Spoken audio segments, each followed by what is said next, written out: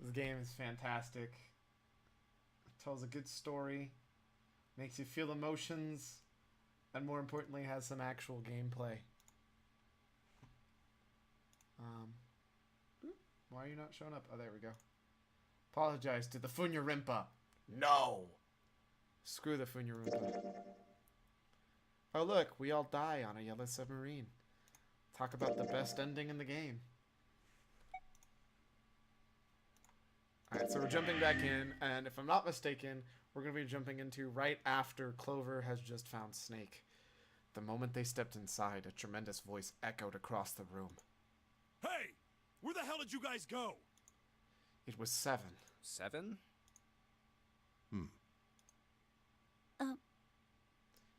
Okay, she's relatively well put together for just discovering her brother's dead.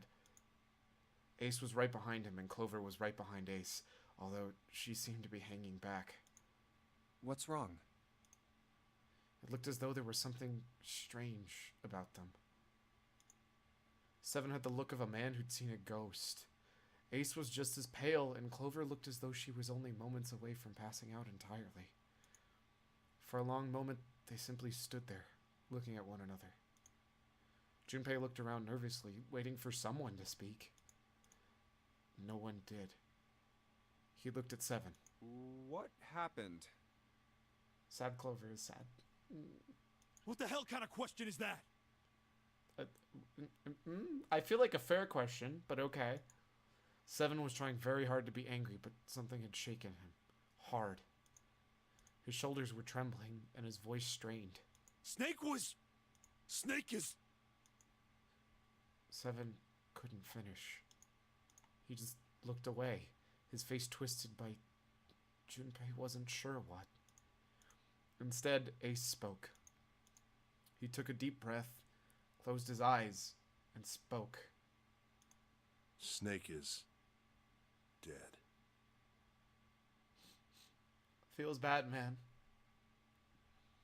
To be fair, everybody who was here yesterday kind of already knew that, but still feels really bad. Snake is definitely one of the coolest characters in this game. He died, just as the 9th man did. Which is like the most brutal way to die. Dramatic scream. Snake? Snake? Snake! It was as if the air had suddenly become sucked out of the room. Junpei felt his heartbeat quicken, and he realized he was having trouble breathing. Spoilers. I mean, Snake just died! He could feel the sweat beating on his forehead and his neck. June, Santa, and Lotus looked the way he felt. All three were frozen in place, their faces white. Oh my god. That's not true, is it? We should make sure. Yeah, right. We should. They nodded to one another and headed back for the 3-door. Wait! Not that way! What? Why not? They stopped short and turned to look at Seven.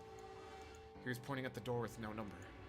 I stuck a screwdriver in there to keep the door from closing all the way. It's not locked, so you can go in that way. Spoilers for something that just happened. Jeez, I know I'm the worst. Well, and the other spoiler technically was for what happened yesterday. Or, sorry, Sunday. But where is he? The shower room. On the left side of the hallway. I put a broom in there too to keep the door open. That means we can get in without going through the numbered door, right? We're cheaters. Yeah, that's right. We broke the rules of the game. Then let's go. Their new destination clear, Junpei and his companions headed for the door with no number. Once in the hallway, it was easy to spot the metal door on the left wall. This wasn't open when we passed here before. But now, just as Seven had said, there was a broom stuck between the door and the frame, keeping it open. Well, let's keep going. They looked at it for a moment, then stepped inside. Oh, it smells horrible. Lotus wrinkled her nose and covered her mouth in disgust. Even Santa pinched his nose shut. Ugh, yeah, this is pretty awful. I feel like I'm gonna puke. It was just as bad as they said. Perhaps worse. A hideous smell filled the air, so thick they could almost taste it. It was sour and smelled of fish, feces, and burnt meat. Why the heck did he pick the name Santa? Because he's number 3, which is San in Japanese, if I'm not mistaken. So from that, he went Santa. Or San, one of those two. Pretty sure it's San. It worked its way through Junpei's nose and down his throat to pound against the entrance to his stomach. He put his hands over his mouth and struggled to keep what little was left in his stomach where it belonged. Clearly San means 3 in Japanese and his number is 3. Yeah, God. Can't believe it. Where is he? Where's Snake? They didn't have to wonder where the body was. There. There was blood everywhere. A few arms of the splatter reaching toward them as they walked through the door. All one had to do was follow the many radial arms to their source. The body itself was hidden behind a divider. June, you should stay here. But... Please, just do me a favor, okay? Alright? He didn't give her a chance to say no. He put his hand on her shoulder as if to shove her into the ground like a tent pole, turned and walked towards the end of the divider. I'm going in. Felt like it took an eternity for him to get there. Santa and Lotus followed, timid and nervous as a pair of children. Eventually, they reached the divider. They looked at one another and nodded slowly. Junpei put his hands on the divider and peered around the corner. For a moment, he forgot to breathe. He felt his heart collapse in his chest like an empty cigarette carton, and time froze. He knew that in an instant... He knew that in that instant that he would take the image before him to the grave. What was left of the body sat in a sea of blood. Chunks of flesh torn from the body sat in the blood like tiny islands in a great red sea. A vast, ragged hole had been torn in the torso, and what remained of his intestines spilled out like fresh spaghetti. Why is this just the... Did they really need to make it this descriptive? Smaller chunks of meat had splattered against the wall and became stuck as they dried. Globules of yellowish fat had left trails like tiny slugs as gravity pulled them down to the wall, even as they dried to it. Don't ruin spaghetti for me. You don't have to read it, you know? It's too late. I can't. I've committed. Just like Ace said. More gruesome. You could just say it's gross and move on, right? Santa's voice was strained. Junpei suspected he was holding down some vomit of his own. Just like the ninth man. The detonator in his bracelet set off the bomb in his gut. It looked as though the explosion had been quite powerful. Oh god. The bone is coming out of his left arm. Oh my gosh, this is disgusting. It's definitely an open fracture. His legs were both bent in an odd, unnatural way, and his left arm had split open, exposing the painfully white bone of a ulna. His bracelet lay next to him. It seemed to have hit the wall hard enough to shatter the display, which lay on the ground in pieces. Can we not? We've committed. Oh, the face. It's horrible. Yeah, you can't even tell who it is. Half of his head had simply collapsed. The blood coating almost made it look like raw pizza. Oh my... Why? Why? Why? Whose job was it to figure out the best way to descriptively talk about somebody who's dead like this? This is disgusting. His clothes, too, were covered in blood. The burgundy tie, the white shirt, the jacket with the yellow piping, and the gray slacks. But the clothes are... My cousin told me she loved the Titanic. I told her she should play this game. You're a monster. Do you just hate everybody? They were all familiar to Junpei. No mistake about it. It's Snake. Lotus's voice was unnaturally deep and strained, and Junpei heard it catch her throat. Leave novel mode. I mean, I'm pretty sure it'll be the same. We're done anyways. That was disgusting. Honestly, it seems like someone was hungry, had never seen a dead body, so they kept throwing in food references. It's not at all pleasant. The squeal of tortured metal made Junpei's teeth curl. It sounded like the noise a ghost would make. No matter how many times he heard it, he never got used to it. Every time, it put him on edge. It didn't help that there was a girl nearby who looked far more like a ghost than a living human should. It was Clover. She sat on the edge of her bed, her head drooping listlessly. I've never heard anybody use that descripting like that. So yeah, Snake's super dead. We got it. Yup. She sat listlessly onto her chest. Her eyes were blank and stared across the room at nothing. Audiobooks. Jovine audiobooks. I so would. That would be so much fun. Her breathing was slow and mechanical. Aside from the rise and fall of her chest, she didn't move. Junpei felt as if even a nudge might cause her to shatter into 1,000 pieces. Junpei, I don't feel good. Snake was probably murdered. Chances are he was killed the same way the Ninth Man was. Seven lowered his voice, likely in an effort to keep Clover from hearing what he had to say. There were 4 other people in the room with Junpei and Seven. Ace, Santa, June, and Lotus. Seven looked at each one of them in turn and continued. It's pretty straightforward. Not that hard to figure out how they did it. First, the killers got Snake to authenticate on the red to open door 3. Then they shoved him into it, alone, and waited 9 seconds for the door to shut. Once that door shut, it was all over for Snake. But he didn't give up. He probably knew it wouldn't do him any good, but he probably ran into the shower room looking for the dead. It was a small chance, but it wasn't like he had anything to lose. Unfortunately, it didn't work. The detonator is only deactivated if everybody who authenticated when they went in uses the dead.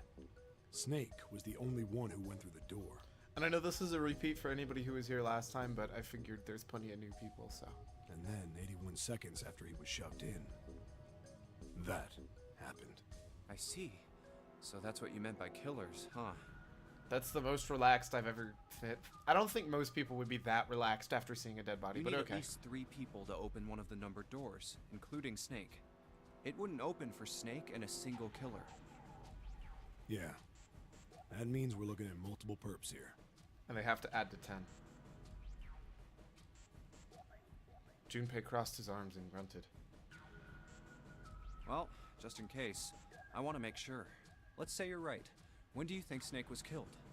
When we all split up to look for the parts for the Reds, I think. Right after that was when we noticed he was gone. Then that means none of us have alibis. We were all off searching the rooms we'd been assigned, looking for those parts. Yeah. That means anybody could be a Wait a killer. minute. What are you talking about? June seemed shocked. How can you say that so casually? You're implying that one of us is a killer. Well, not just one of us. If I'm right, then at least 2 of us are murderers. Why don't you calm down a bit, Seven? What are you going to gain by being so suspicious? That's what Zero wants, you know? 10 plus 0 add up to 10. Actually, they add up to 1.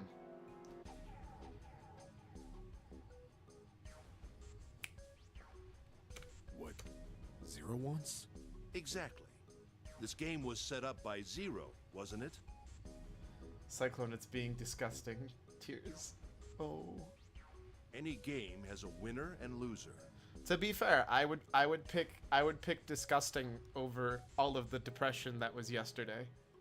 Whoever makes it through door 9 is a winner, and those who don't are the losers.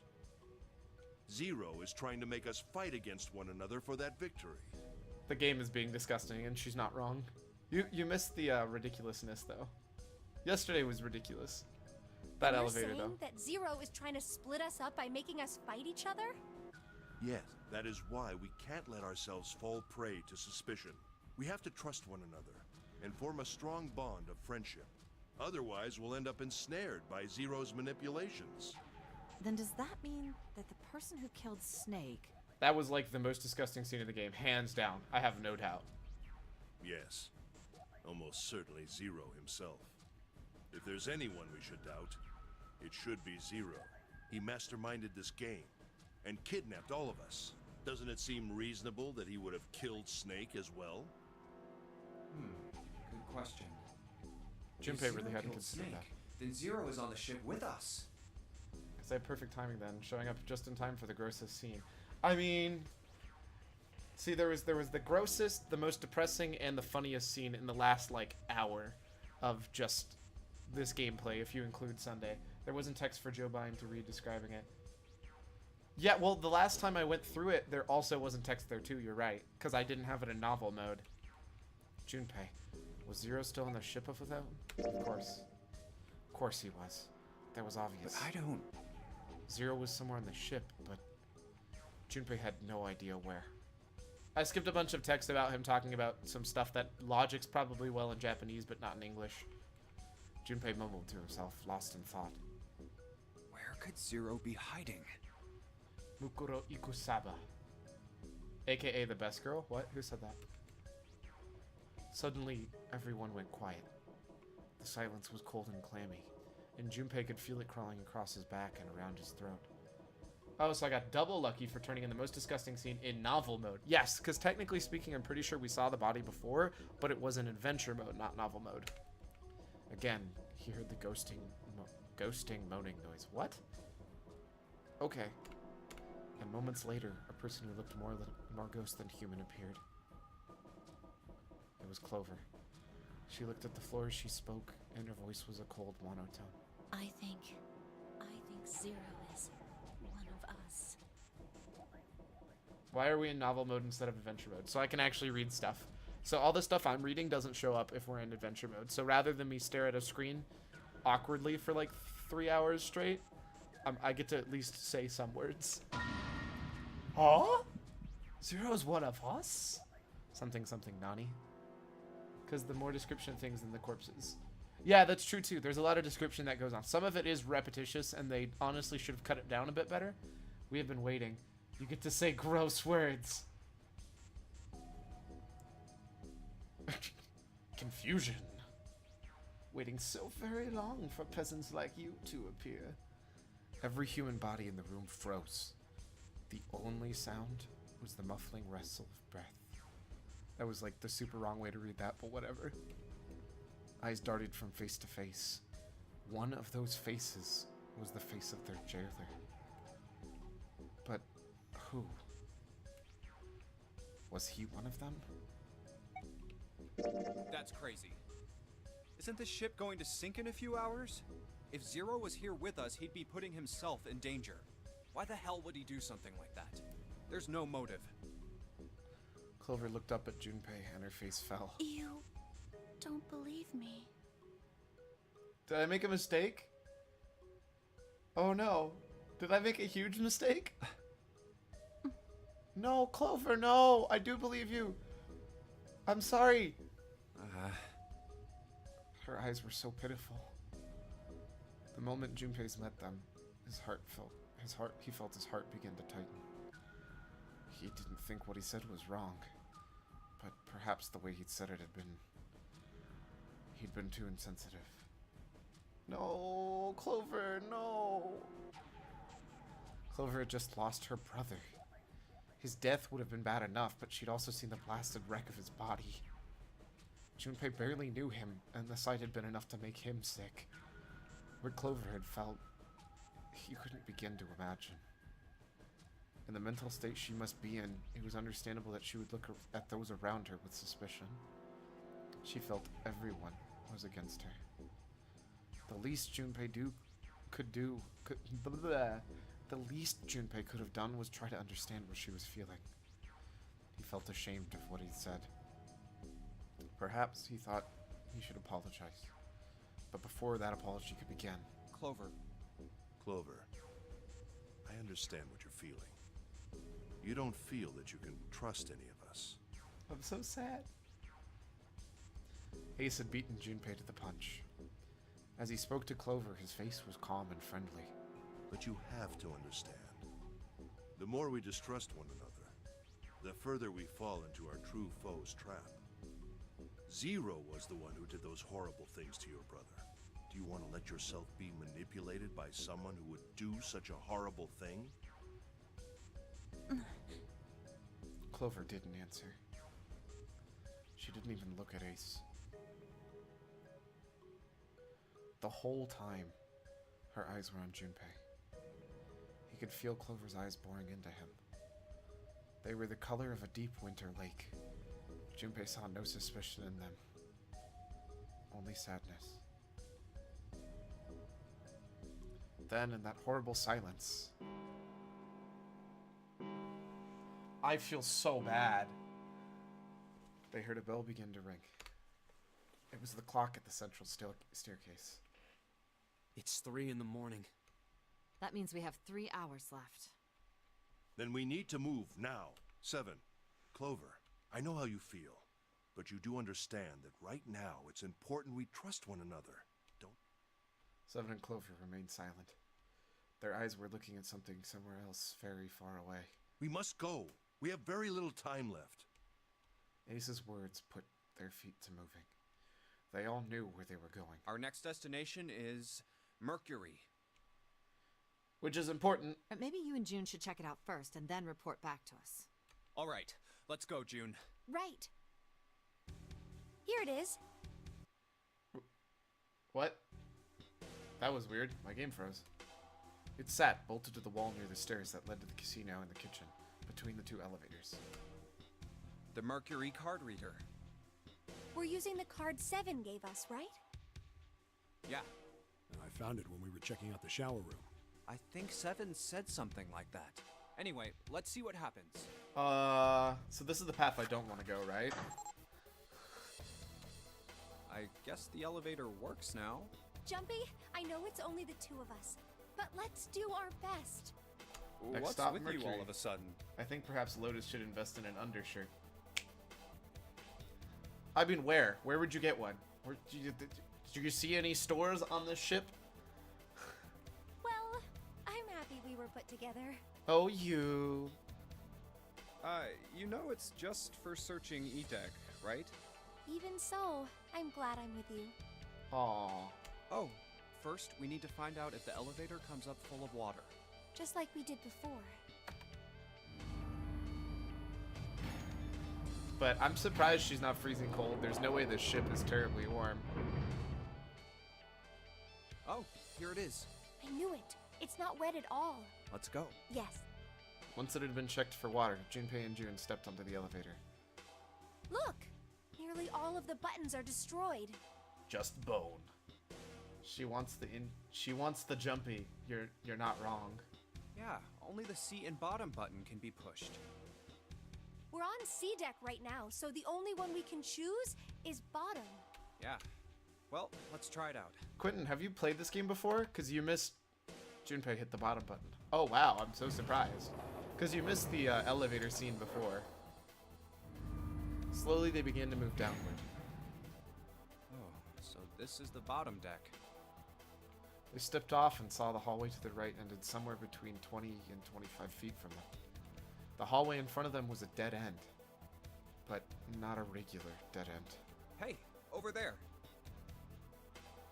This is a numbered door. This is the 8th one we found. There were 2 numbered doors on B deck near the central staircase. They were doors 4 and 5. 3 more in the large hospital room. Doors 3, 7, and 8. And the door we found on E deck, and the door Lotus and Santa found on A deck. It was a 6 on the door on E deck, and a 1 on the door on A deck. 4, 5, 3, 7, 8, 6, 1. So you mean 1, 2, 3, 4, 5, 6, 7, 8? And now door 2 stood in front of Junpei. That means... Do you think the next door we find? Will be 9? Huh, I don't know, that's kind of how numbers work, isn't it? Yeah, I think so. The next one's gonna be door 9. Despite himself, Junpei felt excited. There was something about that excitement that frightened him as well. Finally! Yeah, You don't look very happy about it, though. it's not that. I just hope nothing goes wrong. You're right. We should keep our fingers crossed. Let's head back. Okay. He did his best to put it from his mind and headed back to C deck with June. Next one is -3. Good luck, losers. That would be such a dick move. 1, 2, 3, 4. All right, 7 pieces. The pieces of paper they'd folded up laid on the ground next to Junpei's legs. Everyone had written on paper pulled from Junpei's notebook in an effort to pull together a blind vote. Just double checking, but everyone wrote their code name and a door number they want, right? Yes, just like you told us earlier. Can't believe we're voting here. Why had they decided to vote that way? We need to make the whole thing fair, blah-de-blah. This is a complicated plan, you know. Hurry it up, Mr. I have a brilliant idea. Yeah, I don't know why we did it this way. They decided it wasn't fair to simply ask everyone at once. That would allow people to force others to go through certain doors. Yeah, quiet in the peanut gallery. And he had a plan. It wasn't a plan he wanted anyone catching wind of, however, so he did his best to act calm as he began to open and read the pieces of paper. He's just trying to plot it however he can to try and make it so he can go through a door with June, isn't he? All right, let's open these up. The first one's Ace requests door 1. Yes, I do. Would you like me to explain why? No. No, we don't have time for that. Sorry. Let's keep going. Thank you for actually making sense for once, Junpei. He opened the second one. Next is Santa. He wants door 6. Yeah, that's what I wrote. But, okay, then why'd you say that? I don't care if that's actually what you wrote. Junpei continued with the third, fourth, and fifth pieces of paper. Clover wants 1, Lotus wants 2, and 7 also wants 2. No. Wait a minute. There is no way I'm going anywhere with the Elephant Man. That's rude. No, there'd be no point to the voting if we let people change their choices because of stuff like that. But Just give it up, Lotus. It's not like I want to hang out with some exhibitionist grandma. Oh, savage. I am not an exhibitionist. I'm wearing clothes. Barely. Holy crap. So, last I checked, that's not a crime.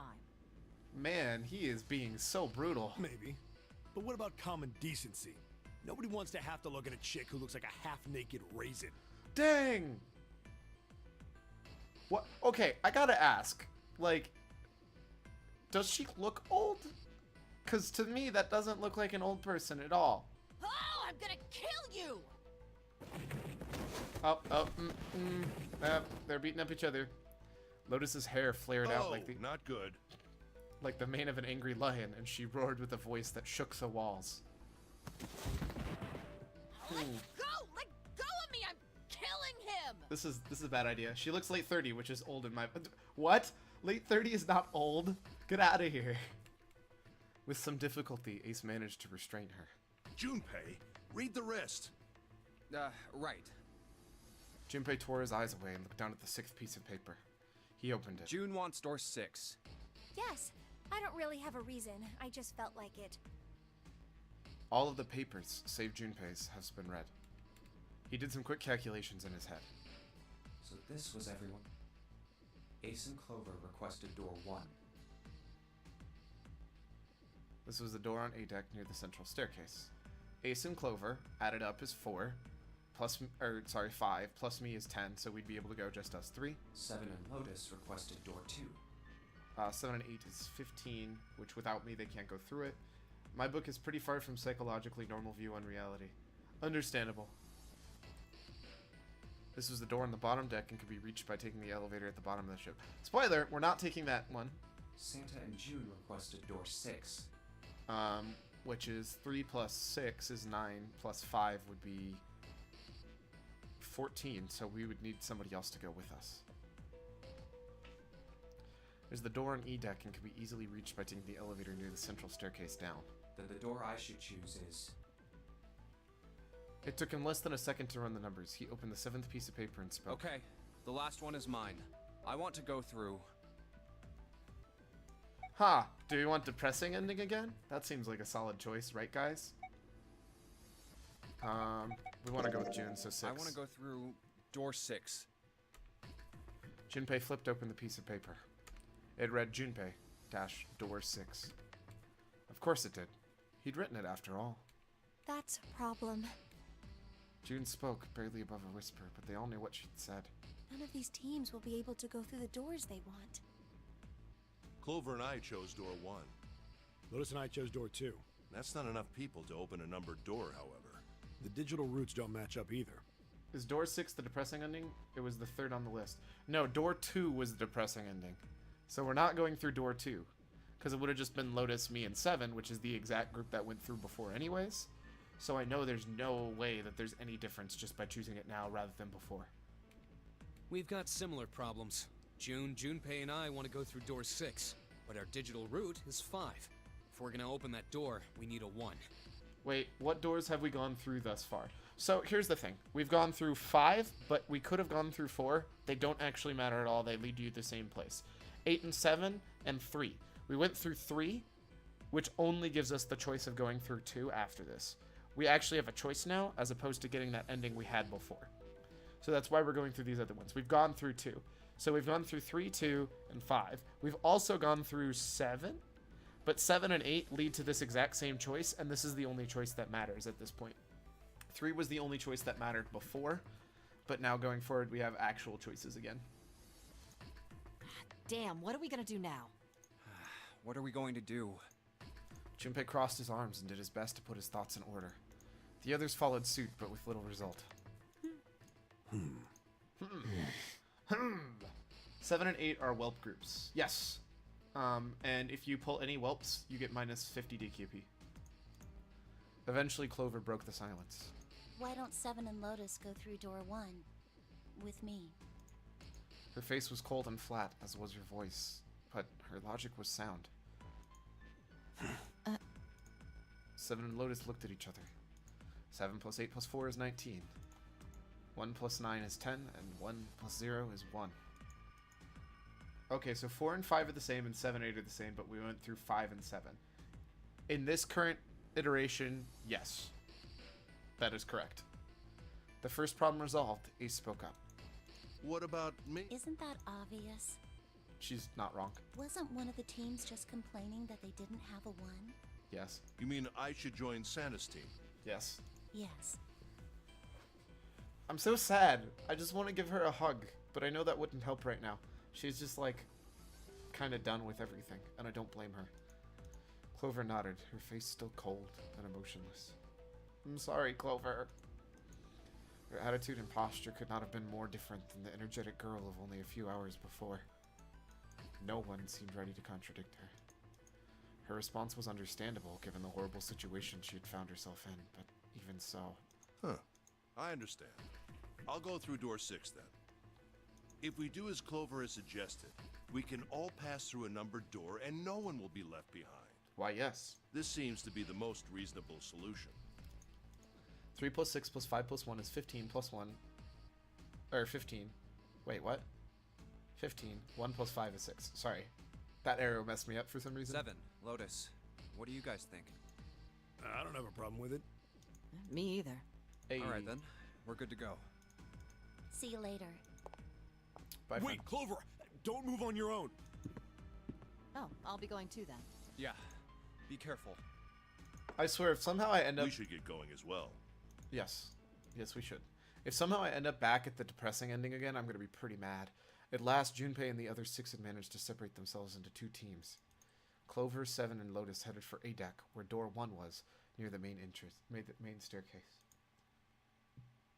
Junpei, June, Ace, and Santa, however, took the elevator to E deck.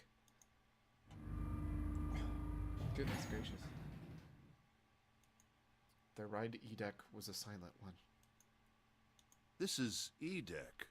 There should be a door at the end of the hall. Whoops, that's the wrong button. Alright, let's go.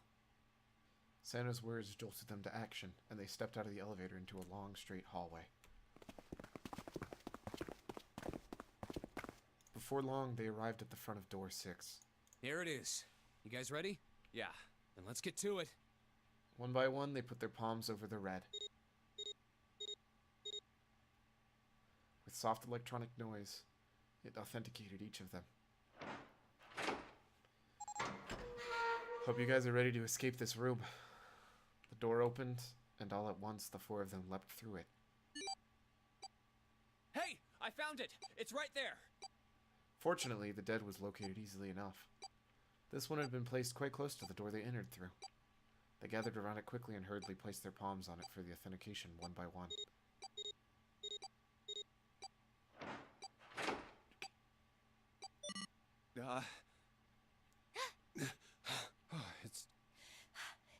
Yes! It stopped. Thank you, Captain Obvious. The countdown had ceased, but Junpei's heart was still pounding in his chest, like a frantic, thunderous drum. It felt as though he might shake itself up and out of his own throat. Whew. I don't believe I'll ever get used to that. I'm not sure it's something I'd want to get used to. We should finish this game before imminent death becomes a normal thing. That's funny. I could have sworn that happened last time, but Ace wasn't with us. You got that right. Once I'm out of this hellhole, I'm taking a nice long vacation. I agree. With that, the doom and gloom from before was done, and the mood turned somewhat lighter. All right, let's go. With that attempt at good humor, Junpei took a deep breath and began to walk. It's time for us to find a way out of this room. He jogged down the stairs at the end of the hallway and found himself staring at a large door. This door looks heavy. But it's not locked. I'm opening it. That seems like a bad idea. He took a hold of the bar that served as the doorknob and shoved it down. The room beyond stopped him in his tracks. Oh! It was gargantuan and made entirely of metal. None of the accents of wood or tile he'd seen in the rest of the ship. This room was purely functional, but utterly tremendous. Whoa, what the hell is this? Is this the furnace room? Santa got out a few words before awe stole the rest of them. The rest were too stunned to offer anything more than gasps. This has to be the biggest room so far. The ceiling is pretty high, too. That reverb, though. Huh. Could be 2 stories. Maybe even more. Oh, E? Maybe floor E stands for the engine room? This space could be utilizing the entire length of the ship. What's that huge Kamaboko-looking building in the middle? So I obviously know what a Kamaboko is, but because I feel like, you guys probably want to hear it just in case. Kamaboko is a type of cured surimi, a processed seafood common in Japanese cuisine. Just totally knew that off the top of my head. Didn't Google it at all, promise. June pointed at the massive building in the center. Kamaboko? Well, I guess that's as good of a description of it as any. It really isn't, though. I still don't know what we're talking about. Junpei and the others were standing on scaffolding that crisscrossed the whole area. The proper term was catwalk. Okay, thanks. I needed to know the proper term. Junpei thought, although that didn't seem particularly important. Then why'd you... Never mind. I see stairs, so we may as well head over to them. Yeah, but this section's barely wide enough to fit one person. Really? That looks huge. You're right. Nearby was a long iron staircase that made its way eventually to the floor beneath them. Whoa, you can't even tell the shape when you're this close. Let's check out the other side, too. They moved around toward the opposite side of the massive building, following the catwalk. They hadn't said much as they walked, but as they approached the building, Ace suddenly spoke up. This looks to be the steam engine room. Hey. The steam engine room? Yes, that thing that looks like a cross-section of a mushroom is the boiler. Do you see the 3 round doors near the bottom? That's where you put coal? Coal is put into those and burned, which heats the water, producing steam. Hey. I can predict things about steam engines, apparently. The same thing that drives a steam engine. This one is simply somewhat larger. Is that coal behind us, then? I see. It doesn't appear to be running right now. The entire room was silent as the grave. All right, let's split up. Then all of a sudden, Junpei heard a noise behind him. He turned just in time to see June collapse to her knees. No! Hey, what's wrong? Are you all right?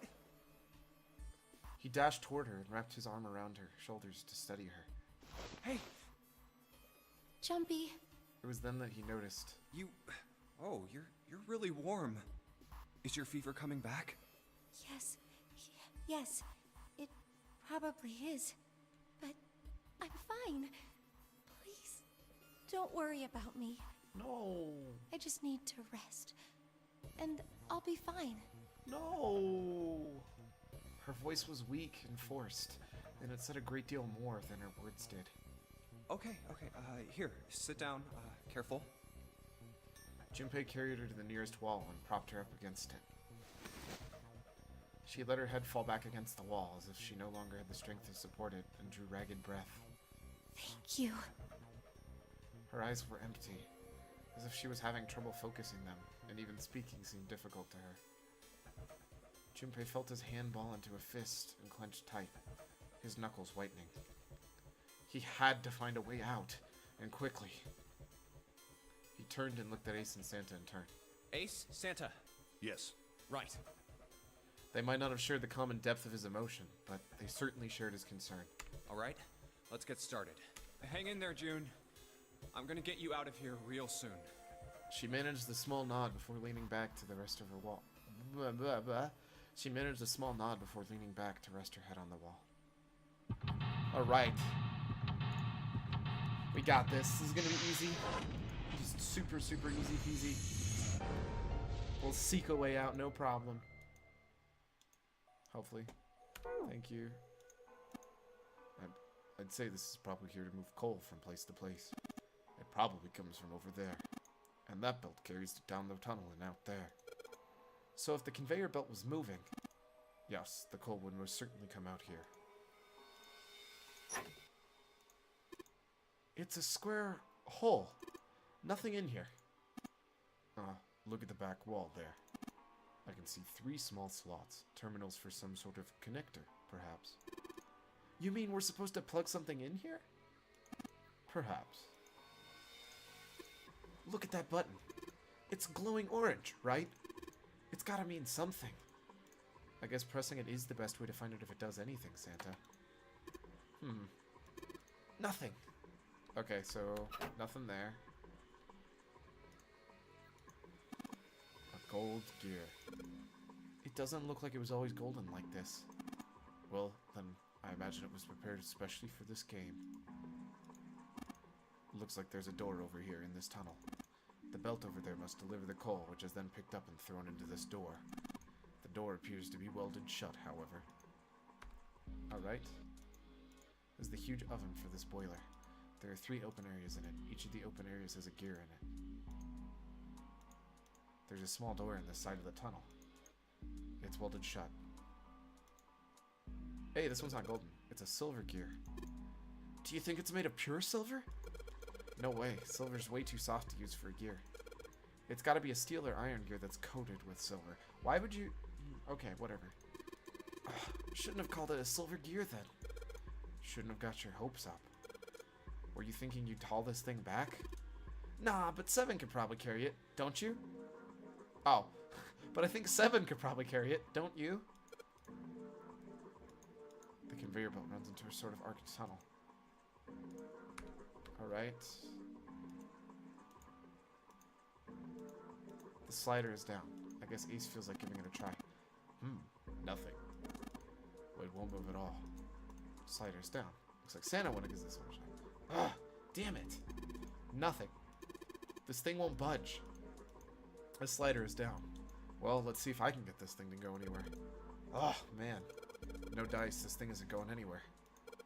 The 3 sliders on the left are down, but this one is up. There are a number of lines engraved there. I suspect we were meant to do something rather specific with them.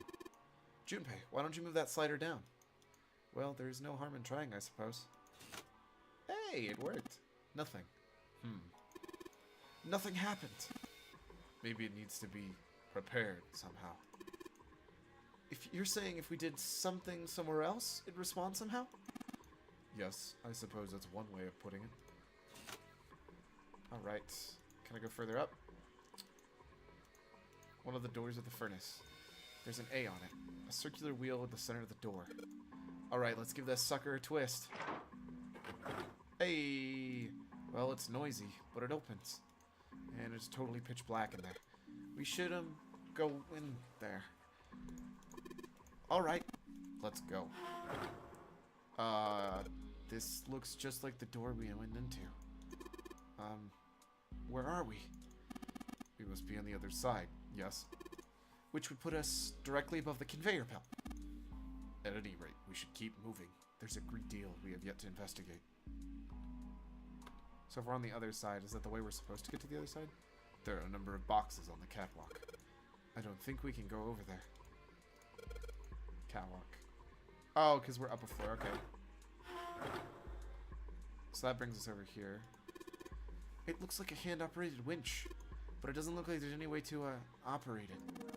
That means the wheel isn't attached. Thank you, Captain Obvious. More boxes. So, since we already went through A, we're gonna go through B this time. There's another winch. This one has a wheel.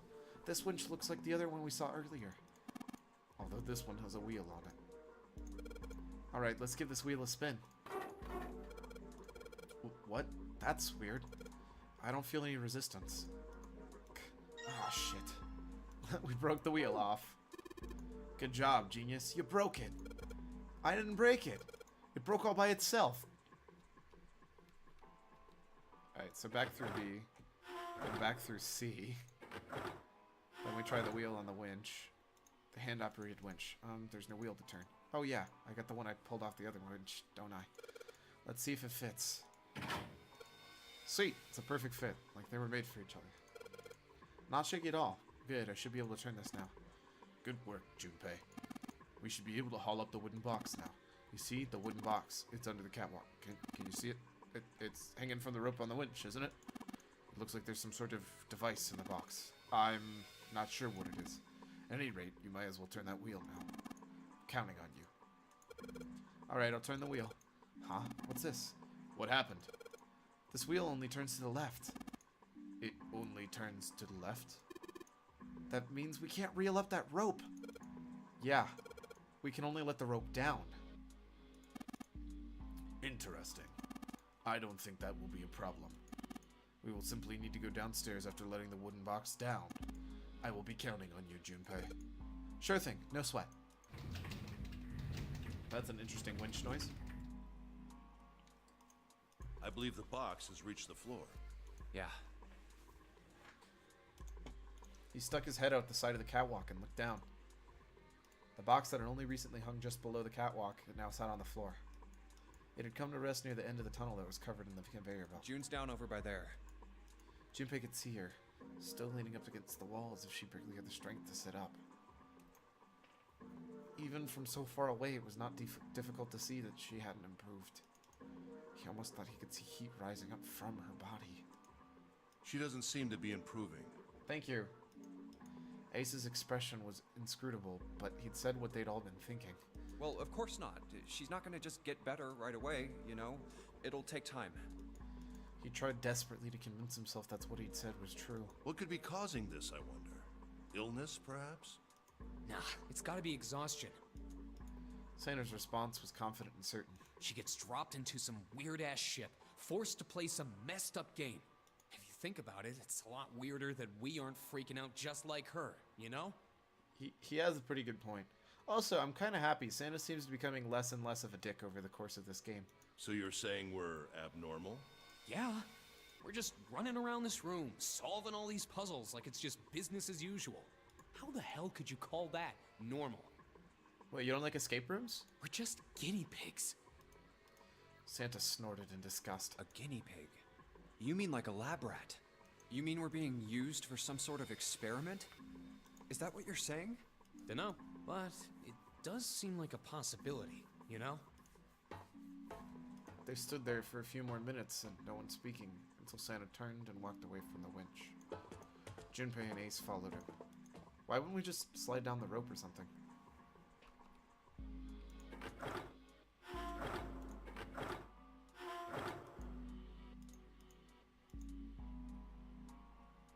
Wait, what? There's a box. Control panel for something. Well, it's got the 3 things that go on that. So I'm gonna guess it goes right here. Maybe this hole is where the control panel goes? Well, there's only one way to find out. In you go. Hey! Dude, you did it! Everything looks alright. Okay, but what do we do now? Why don't you press the button next to it? The orange one? Yes. Alright, I'll do that. Pushing. Sweet, all sorts of lights are lighting up on this thing. And, oh, yes, I think I heard something just turn on. Oh, what's that? What happened? Junpei, look, the conveyor belt's moving. The conveyor belt? Well, I guess it's done moving now. There's still a bunch of coal on that belt, though. Looks like a bunch got dumped off the end of the belt into that wooden box where we found the control panel. Coal. Coal, huh? Since the belt started moving, it's transported quite a bit.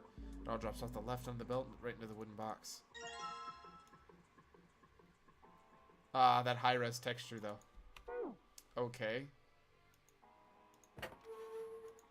There's a hole that'll let us put coal into the furnace. Maybe if we can get some coal in there and set it on fire. Okay, let's do it. Alright, that's the last of it. No coal left in the wooden box. And nothing. Great. Well, I guess I should have expected that. Why would throwing in a coal into a cold furnace do anything? Hey, a man can dream. Junpei, explain it to me again. You're planning to stoke the furnace with coal, which will heat the water stored up there and make steam, which will drive something else. Am I correct? In other words, you want to generate enough pressure with the steam to power that turbine and drive the steam engine, right? Yeah, I guess that's the gist of it. Well, in that case, this isn't enough coal. This furnace is enormous, so we're gonna need a whole hell of a lot more coal than that. Very well, if the three of us work together, we should manage to fill it much faster. I want to help too. Man, I totally didn't even see her walk up. Are you feeling up for that? Yes. Yeah, right. You look like you're one stiff breeze away from falling over, June.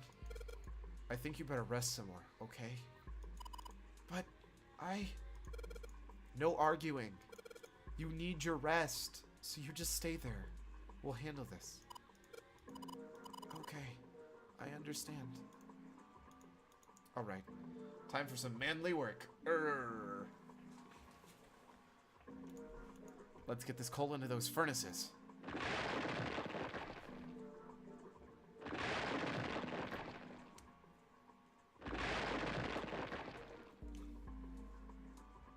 Hey, we're good.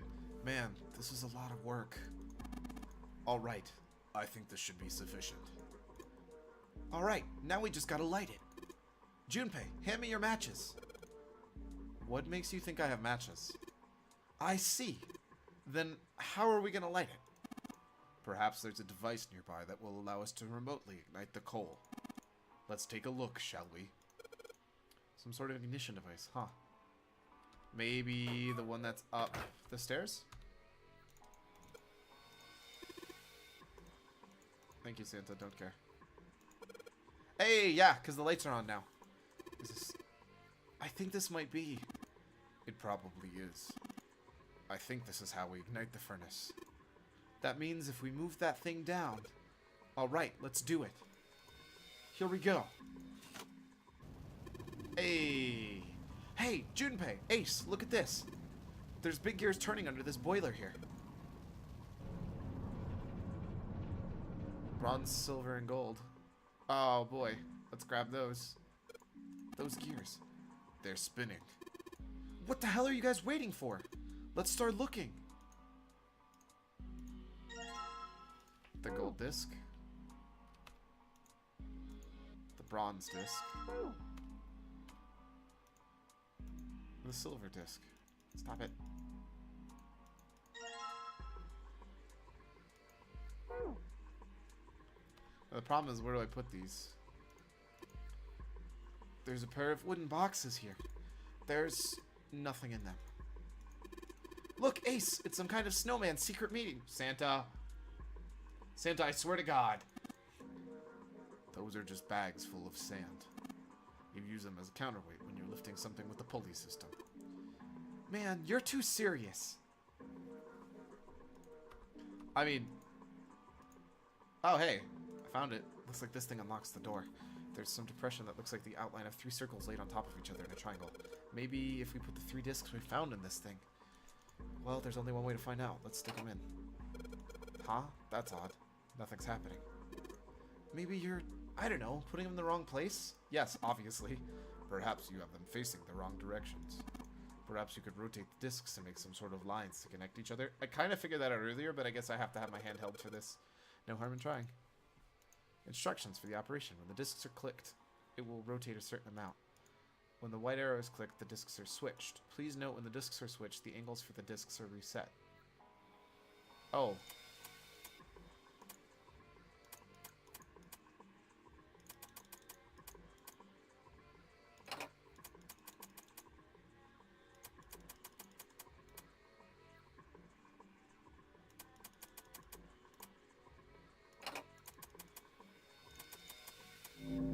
Got it. The red lines on these discs. I think maybe I can make a star polygon with these. Hey, easy. Easy puzzle, easy life. Did we save June? Yes! The door's open! Did we save June? Given the circumstances, Junpei's happiness was certainly understandable. Ace seemed to share his excitement. All right, Junpei. Why don't you go get June now? Santa and I will keep an eye on this door. Santa snorted. Why do we need to do that? Even if it shuts, we know how to solve the puzzle now. We could just open it again. Well, I suppose that's true. Shall all three of us go and collect June then? Nah, I'm cool. I'll let Junpei handle it. Heh heh. He still seemed irritated by something, however, and sat down on the stairs petulantly. So are you only interested in being contrary? Yes. Ace sighed with the air of the long-suffering parent. 'Cause Santa's a little brat. All right, I'll go get June. I'll be right back. He gave a quick nod to Ace and Santa and dashed off down the stairs. Before long, he was back on the first floor next to the conveyor belt and June. Oh, Jumpy! As he drew closer, she stood up, slowly. Are you okay? He did his best to sound calm and nonchalant, but there was no hiding the genuine concern in his voice. Yes, I'm fine now. I'm sorry I made you worry. Oh, look at that blushing. June blushed. He wasn't sure if it was she was embarrassed or still feverish. Let me check. Just to make sure, he reached out and put his hand against her forehead. Good. You're feeling a lot better. She was feeling less warm than she had earlier, but she still wasn't down to what seemed normal to him. Random fact, I think it's like 107, you start dying or something like that. Pro tip, don't do that. Santa actually knows that fact. He was the one who told us it. Are you sure you're all right? He had to be sure. June gave him a look. Oh, you're such a warrior, Jumpy. Oops, I mean, warrior. June giggled.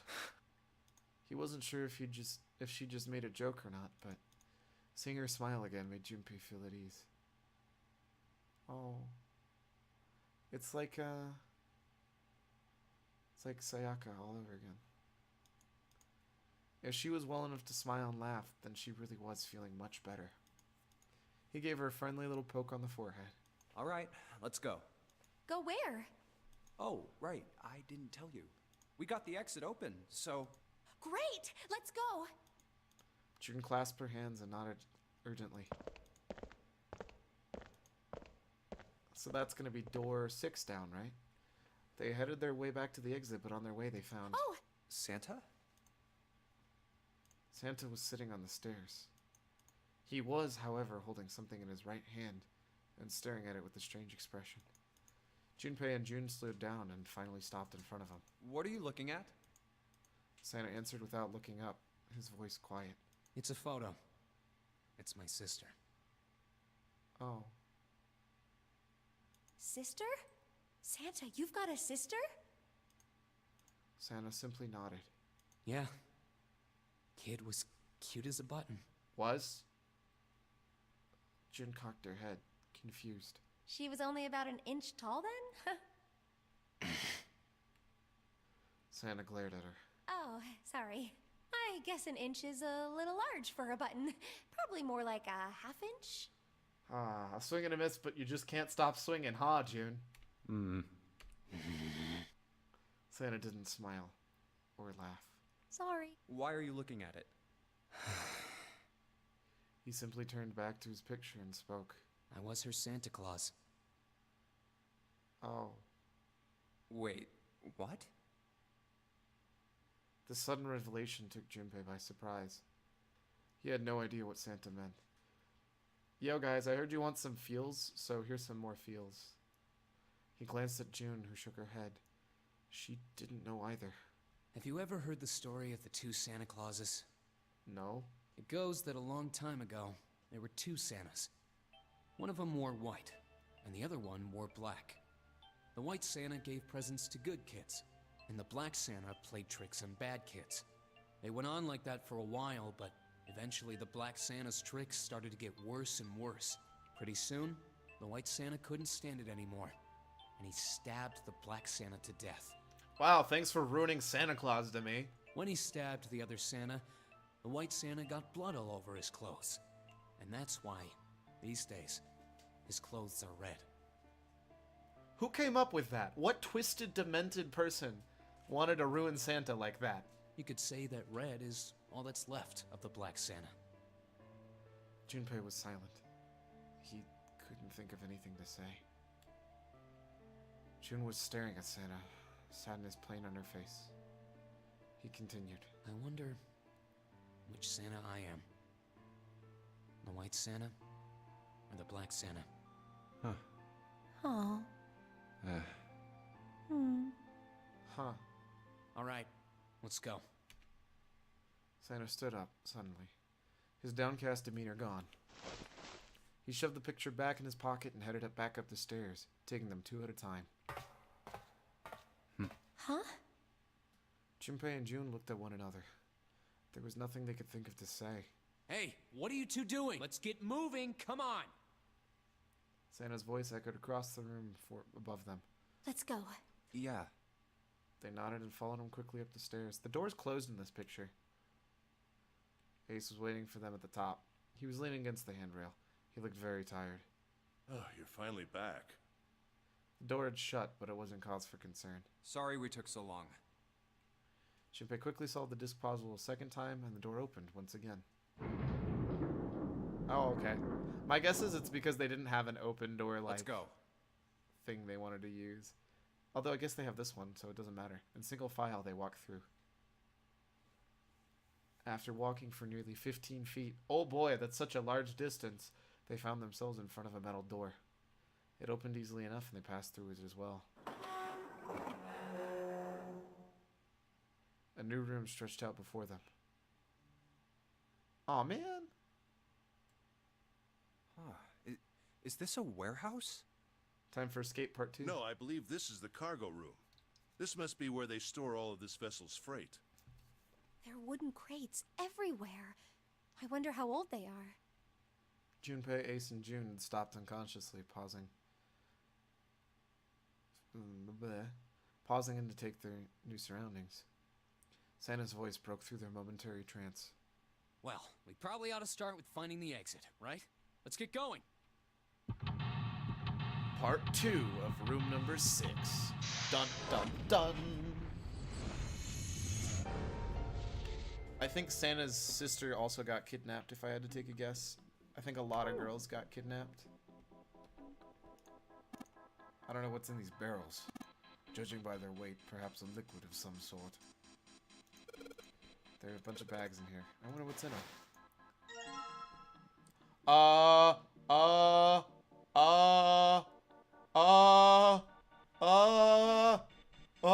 Why? A card with Clover's face printed on it. That doesn't make you worry at all? Hello? What's that? It's a card. It has a headshot on it. A headshot. Yeah, I'm not really sure what purpose this card could possibly serve. Duh!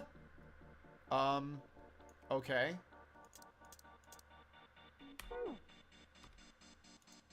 No, I'm gonna look at every single one of these bags. Okay, so it's all of us. Hey, look, it's the 9th man. There are 3 cates stacked here, stacked up like stairs. If we climb these, I think we can get over the fence. Junpei, think you could go take a look at that? Sorry, but no thanks. Why? I've got a bad feeling about it. I was not expecting that, pussy. Okay, fine. I'll go. Please be careful, Santa. Yeah, but just in case. Wait, what's it gonna do with that screw? I don't see what throwing a screw at the fence is. Holy shit! This... oh man. There's electricity running through that fence. So you tried to get me to climb it before testing that? Santa, you dick! Looks like it. Then we can't get to the other side. Well, we could jump off those crates, but we wouldn't be able to get back. I love how he just completely ignores the fact that Santa just tried to get him to climb that. 7. We've searched all those boxes. There's nothing in them. Oh, okay, I got each of the keys. So, that's 4. It's locked. We need the key. All the boxes have numbers on them. Do they? Oh. Ace bent down and picked something that had been sitting next to the box. Junpei, look at this. Cards. 1, 2, 3, 4, 5, 6, 6. So I'm still missing 3 of them. So we're gonna go up the stairs and hopefully find the other 3. These stairs, they go up 3 stories. What are you waiting for, Junpei? Whatever, I'm going. This is the only door here except the one we came through. Then this is the exit. No shit, Sherlock. Santa's back to being the biggest dick in the... whatever. Of course it's locked. Is it an electronic lock? No, just a keyhole, right under the doorknob. No? No, it's a keyhole right inside the door knob. Because you can't... I don't... So to open this door, we gotta find a key that fits the keyhole. Yeah. Can I go up?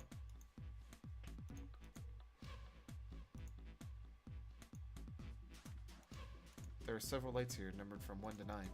Only right with the number 9 is lit. Well, there's 6 holes here. They look like jacks for a headphone cable. Jacks, huh? Then maybe we put something in them. Yeah, something might happen. Looks like this is covering something. It looks like some kind of shutter. Maybe it'll open if we do something. What's gonna come out of it if it does? Yeah, I'd like to know that. Monitor's off. I've got a green switch here and a red one and some kind of lever. None of them seem to do anything though. Maybe the power's off? Yeah, maybe. There's a single green light on the bottom though. That means... we already looked at that. Nope. Okay, we already looked at that. There's a metal panel to the outside over the outside window. Scaffolding supports the staircase. Okay, then we're good.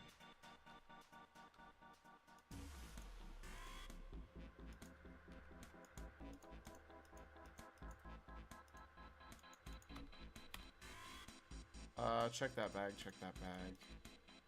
Check that bag, check that bag. There's some numbered boxes and cards with pictures of all of us. Does that mean we need to collect the cards we don't have? But I don't... Oh, never mind, there they are. Wait, that's only 8. We're still missing 1. There's some sort of liquid in these barrels. I'm not sure what it is, however. Box, there's nothing inside. These crates are a little smaller than the others. They look like they're children of the other crates. Junpei, that sounds like some sort of fairy tale. Really? I don't know, man. You ever think about how crates would reproduce?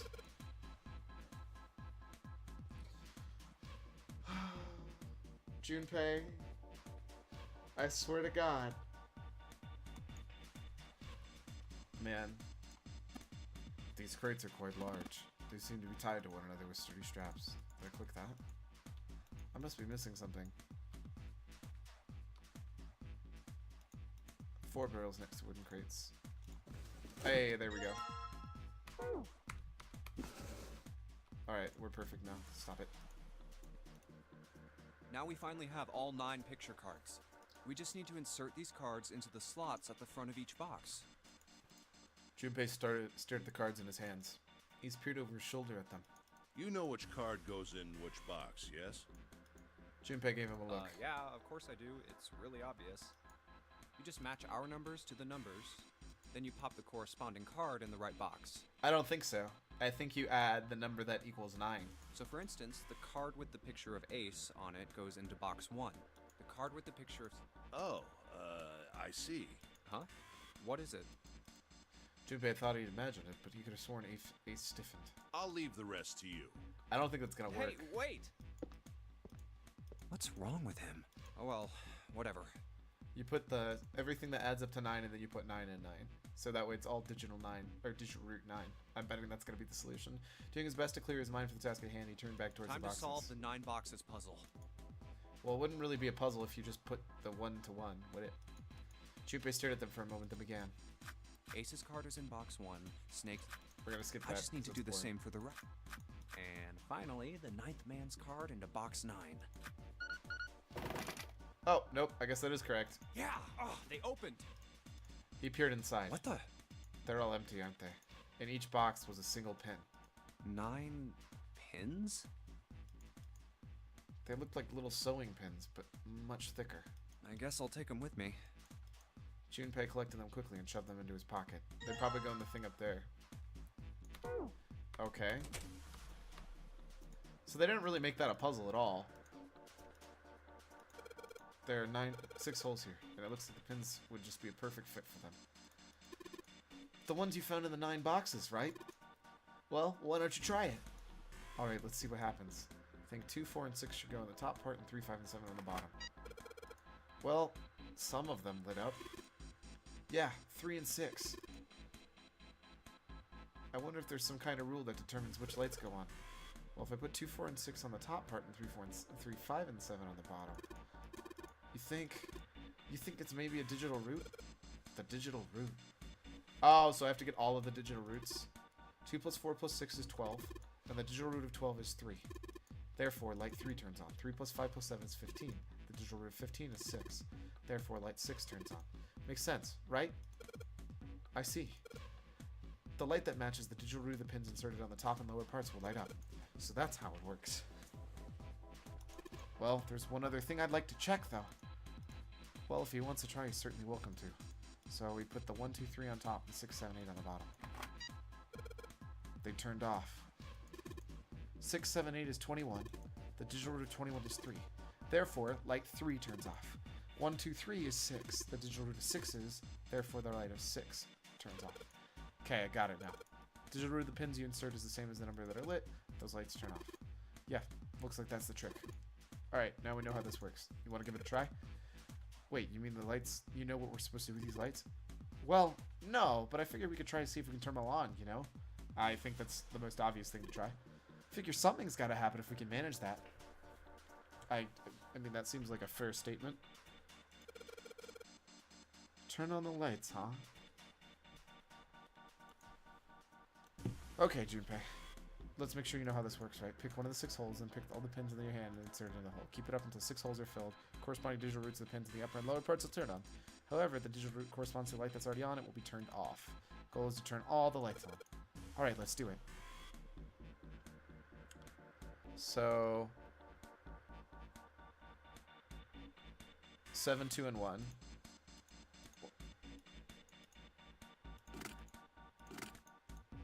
That gives me 1. And now we need 2. So 6, 4. That won't give it to me. 9, 8 is 17. And 3. This is janky. Alright, so 3. 8, 2, and 1, I think. 10, 11, that's 12. Sorry, 8, 2, and 3. I do not like the controls for this. I would have imagined I would have just dragged it on there. So that's 3, and then I need 4.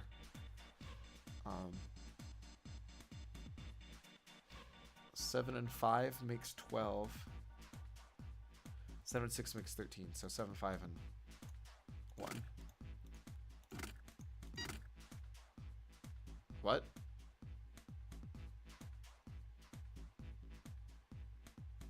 Seven plus 5 is 12. Plus 1. What? 8, 2 is 10. Plus 1 is 11. 8, 2 plus 3. 8 plus 2 is 10. Plus 3 is 13. Oh, that's 4, not 3. Goodness.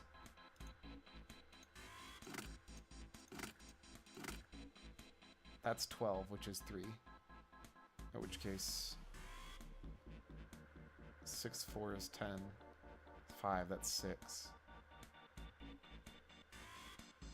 So 9, 8 is 17. Plus 6 is 23. That's 5, whatever. We'll just do that one for now.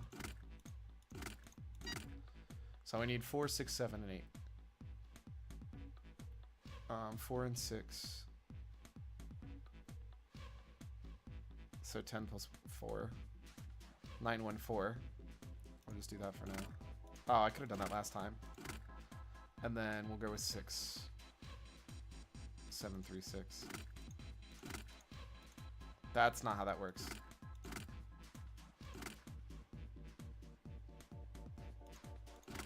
That's 14. 10, 13. Yep, 14. Or 4, I mean. So you need one less. So 8, 2, and 4. 8, 2, and 5 will give me 6. Oh my gosh, these controls are abysmal. So I need 16 and 17. 6, 4, 7.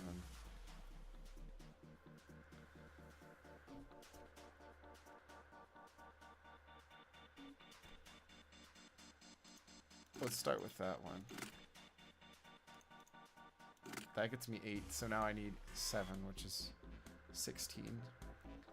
9 plus 5 plus 2.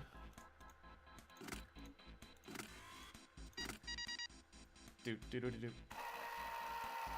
The lights are on and the shutter's open. Hey, does that mean... Yeah, we gotta do it again.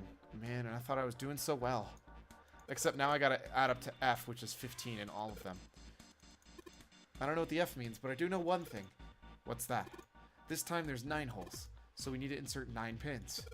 Man, that's boring. So why don't you just try it out, alright? I think I need to add to 15 in every single row, but I don't... I'm bad at math.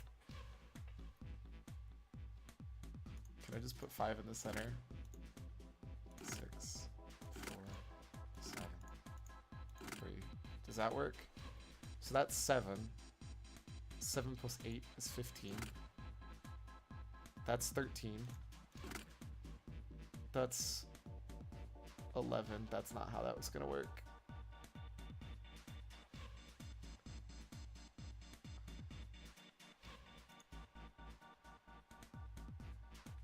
That's 12, whatever.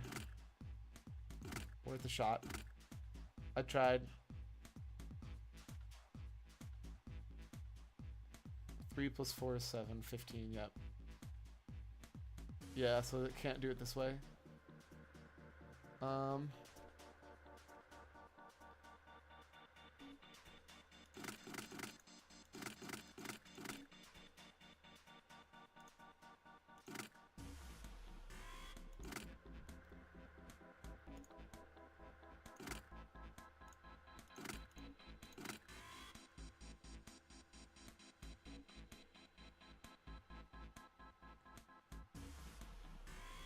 What's the other way to make 15? 8 and 6, right?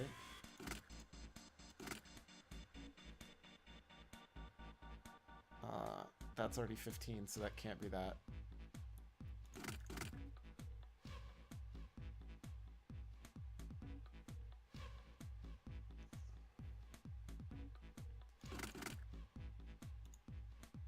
Eight and 6.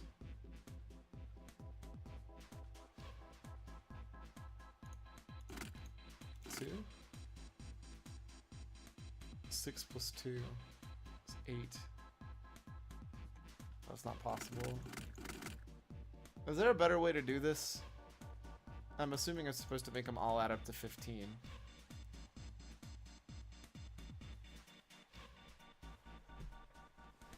How many different ways can I add to 15, I guess?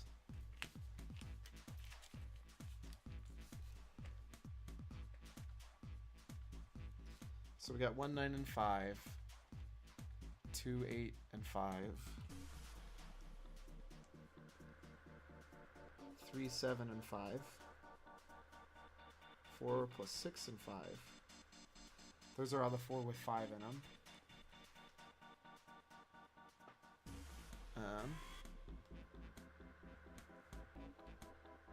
Got 9, 6, and nothing, so that can't happen. So 9 can't combine with 6, 7, or 8, no matter what. 9, 4, and 2. And then 9.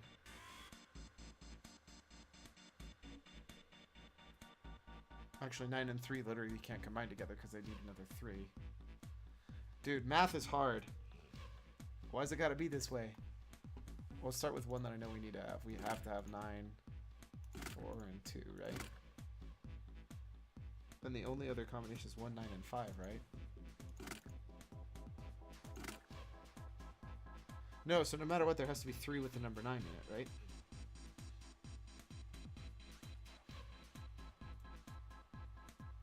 And then if 5 was in the corner, it would have to be 2, 8 there, and that's not possible because that adds up to 17. So what are our choices for 9? 9, 1, and 5. 9, 4, and 2.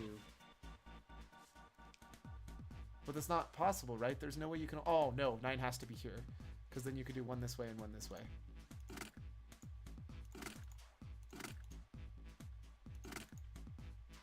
That's the only way that 9 works, right? Since it's only in 2 combinations. So 9 has to be in one of those.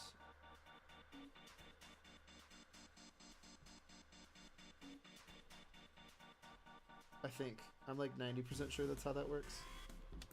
In which case we probably want the 5 in the center.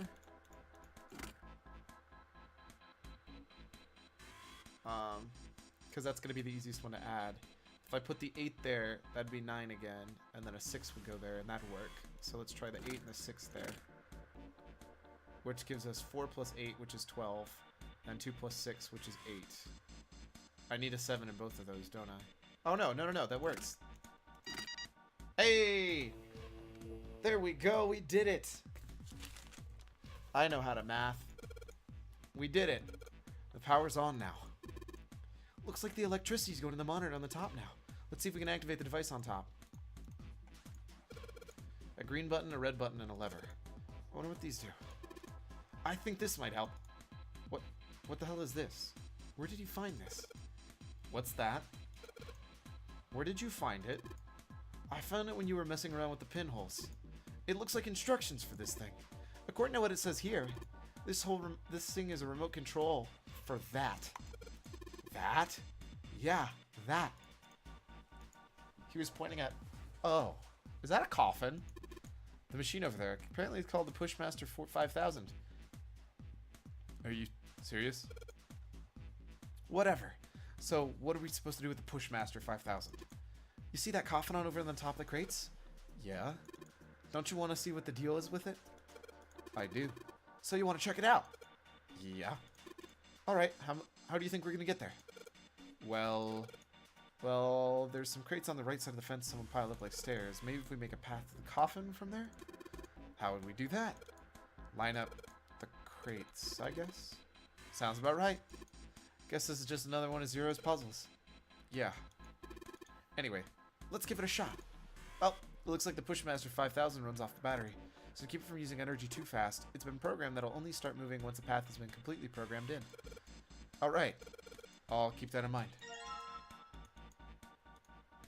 The monitor shows a top-down view of the area where it can control the machine. Once I want to send the Pushmaster 5000, I just pull the lever. There's the reset button. It allows me to start over again. Once I activate the program, I just pull the lever. There's a return button. It allows me to quit command. Once I activate the program, I just pull the lever. Alright, let's give this a try. Sure thing. Just keep in mind that there's a limit on the battery, alright? The battery dies after 50 moves. At least, that's what it says in the manual. 50 moves, huh? Also, keep in mind that the Pushmaster 5000 can't move heavy metal crates, okay? Got it. Squares adjacent to the Pushmaster 5000 is clicked, it will push it to move that square. If the crate is in the way, then we'll push it up to a single crate. Move the crates appropriately and efficiently fill the yellow areas. Oops. That crate's worthless to me now.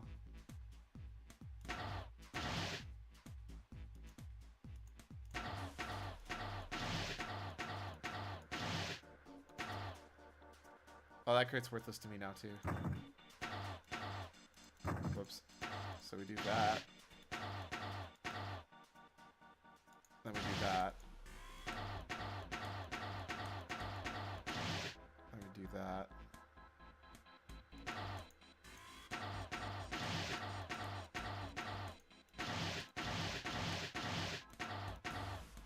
Oh, I just realized I made a mistake.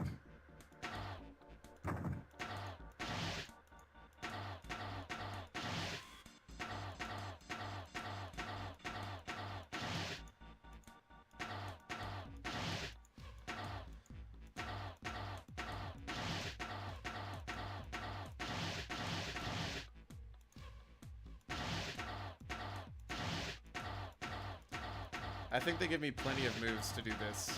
Yeah, they definitely do. So I can even make a mistake if I need to. Okay, I'm done putting in the program. What do I do next? Just be quiet and watch. See, it's moving already. Ah, the best CGI in the game. Awesome, the Pushmaster did exactly what I told it to. Line up all the crates. Great, now we can reach the coffin. We just need to climb those crates over by the fence. We don't need to mess with this. I know that. Stop it. Stop it.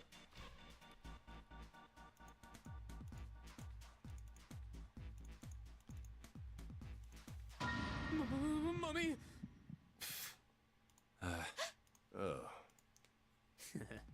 Just kidding. Santa! Really? Whatever. Just open it. Okay, okay. So now you're okay with jokes, but when we make a joke about buttons, man, you're a tool. A small key and A pistol? a gun? Yeah, a revolver. That's a shiny, nice revolver, though. It looks pretty old. I wonder if this is a replica. This thing is... Are these real bullets? Oh, if this is real... Oh. That's kind of a big deal. You're not gonna take it? Of course not. All something like this is gonna do is cause more trouble. It's a powerful weapon that gives one person a huge advantage. Something like that would be way too dangerous to have around. We're in enough danger already. Pretty sure we need it. Yeah, I suppose you're right. 90% sure we need it. Maybe Zero put this gun here, hoping that something like that might happen. In other words, maybe he put it here to make us fight each other. In that case, we should most certainly leave it here. I, for one, have no desire to let Zero control me. Me neither. Okay, we've got that figured out. But you aren't gonna leave that key in there, are you? Of course not. We'll take that with us. I feel like we should have taken that gun. But whatever, if nobody else wants to take the gun, we won't take the gun. I'm assuming the key goes up to this. Let's just put this key here and... Yep, sounds like that did it. Yay! Looks like it's open, Jumpy. I see. This key should open the door. Hey, what are you waiting for? Let's go! Yes, it's opening. And just like that, A long hallway, huh? we're back in a long hallway all over again. Let's check it out.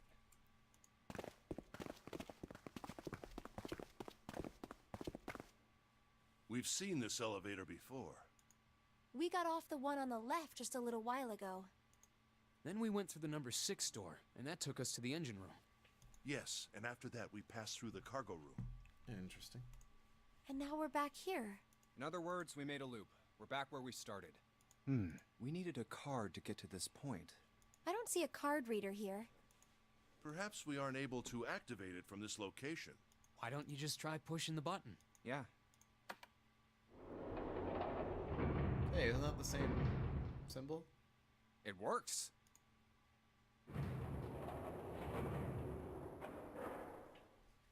I think so. Good. Now we can go back if we need to. What do we do? Should we return to C deck? No, this hallway keeps going. Even if we do end up going back, I think we should see what's down there first. Yeah, for sure. I agree. Let's go. Looks like it ends here. Only one door. There isn't anything else. It's the only way to go. All right, let's open it. Dude, every time that door... Oh, The 9 door. it's the night door. Holy crap. It's the 9 door.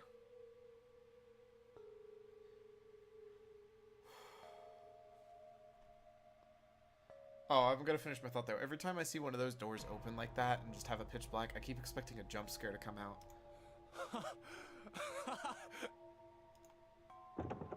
Of course it wouldn't be that easy. Vacant. Huh. We finally found it. Jumpy! Huh? Look! Behind you! What? A 9 door. There's another one. Oh no. Why? It's 9, no matter how you look at it. The red is there too. So this is a real one? Why the hell are there 2 doors? So we can all get out? There were always 2 doors. I mean, if you think about it, Zero never actually said there was only one door with a 9 on it.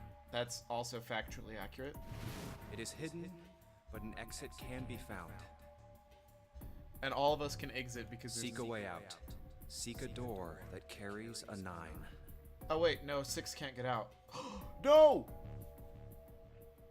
6 can't get out properly anymore. No, 2 goes with 7. 7 can't get out properly anymore. Because we're missing the 2 that goes with him. Of course, we just assumed that there was only one. After all, why would there be more than one? Oh, man. We fell for it. There are 2 doors. That means that all 9 people who had met at the central staircase could escape. No one would be left behind. Now it makes sense why the bracelets are numbers. 1 through 9, divided into teams of 4 and 5 people. The digital root of both teams ends up being 9. But we can't do that Take anymore. 1, 2, 7, 8, and 3, 4, 5, 6, 9, for example. The digital root for both teams would be 9. Or 2, 3, 4, 9, and 1, 5, 6, 7, 8. The digital root is still 9. This There is are a bad. bunch of combinations that work, and they all end up the same way. If one team has the digital root of 9, so would the other one. What does that mean? The answer's simple. From the very beginning, the Nonary game was designed to save all 9 people. That's how it was meant to be. Zero didn't lie. He never said there'd be only one 9 door. But anyone who'd found themselves in the game would have assumed that was the case. Fights would have broken out. One team would likely betray or deceive the other. Someone might be hurt. Someone might get killed. But eventually, they'd reach this very same room and realize how pointless all their infighting was. There were 2 doors. There was no need to kill each other. This game was designed for that purpose. This Nonary game. We were all arguing and fighting over doors at the beginning. But if there had been one slip-up, one tiny mistake that led to more, everything could have been so much worse now. Except we're missing 2. We're missing So, 2 and 9. What are we going to do, Junpei? We can't do it anymore. Huh? Oh, right. We're in trouble. Hey, keep it together, man. Sorry. Jeez. So what do we do? What do you... We need to think about our next step. Our numbers are 1, 3, 5, and 6. That's a digital root of 6. The 4 of us can't open the number 9 door. The 4. Wait. Don't tell me. Yep. There's one combination that'll let 3 of us open the 9 door. 1, 3, and 5. That's why I'm asking, what now? What now? I'm not leaving June behind. No, we gotta go back. Yep. I agree. We cannot leave June behind. Are you sure? Oh, what? I don't mind staying.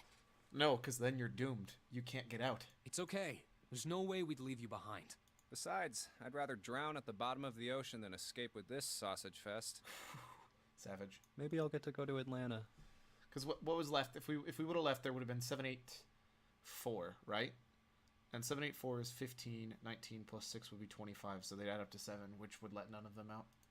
Are you sure you don't mean Atlantis? Huh? Oh, right.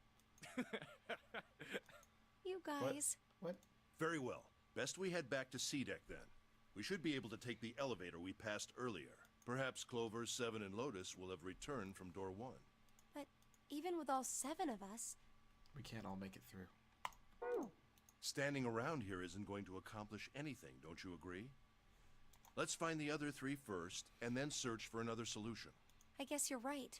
All right, let's go. Yeah. Okay. Huh.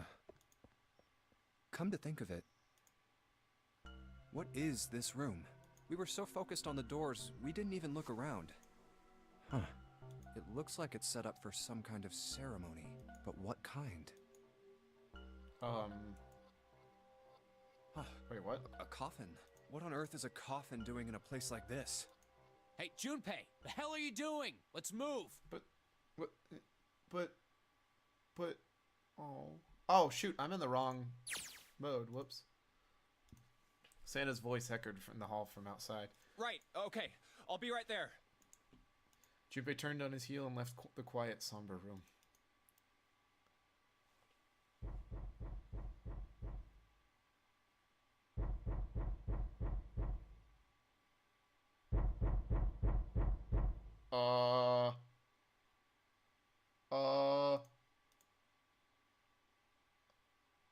Junpei didn't hear that?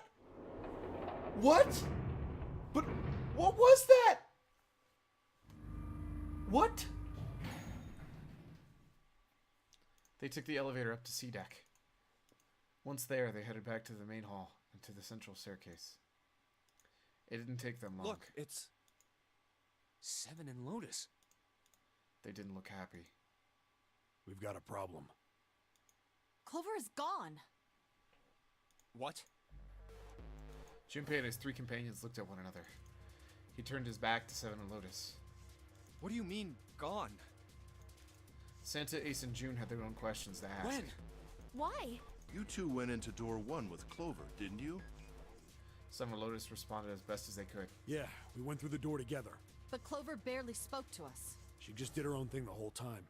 Huh. There were 4 rooms on the other side of door 1. She wouldn't let us into the 4th room. She just said, I'll take care of this one. And shut the door. She must have blocked it with something on the other side. We waited for a while, but Clover didn't come out. We called for her, but she didn't answer. So I kicked down the door and we went into the room. But It was empty. Clover wasn't there. There was a door on the other wall. And it was open. We figure she opened the door and left by herself. We ran after her, of course, but Well, obviously we didn't find her. We figured that much out. Clover's gone. Junpei thought for a moment. When did this happen? We got here just before you. You certainly have excellent timing. So you haven't searched anywhere other than near the staircase? No, we haven't. Finally, Ace spoke. His voice had the edge of resolve and concern. Very well then. We'd best separate and look for Clover. We haven't much time left. Let's begin. Yeah. There were quick nods all around, and the 6 remaining players spread out. Junpei and June ran to the central hospital room and looked around. She's not here. No, she isn't. They searched a little longer, but with no luck. They couldn't find Clover. There's no sign of her. Let's go. Finally, they gave up and left the central hospital room. This is not good. Right now, 3's dead. Basically. Because it has to add up to 9 for whoever's missing. Slowly, they made their way to the then the stairs, and Junpei spoke. All right. I'm thinking we should probably split up. I'll head back to the stairs and take the elevator down to E deck. June, you can take the stairs up to B deck. All right, that sounds good. But, What? could you stop calling me by that code name when we're alone? Huh? Sure, right. I'll do that. Is that really your top priority right now? There's a reason Junpei persisted in calling her June, even when they were alone. Although, perhaps not the best reason.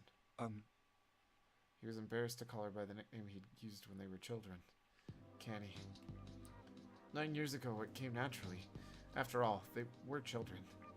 But now that they were adults, it felt strange. Regardless of what he might hope for, to call a woman he wasn't dating by such a childish nickname felt odd to him.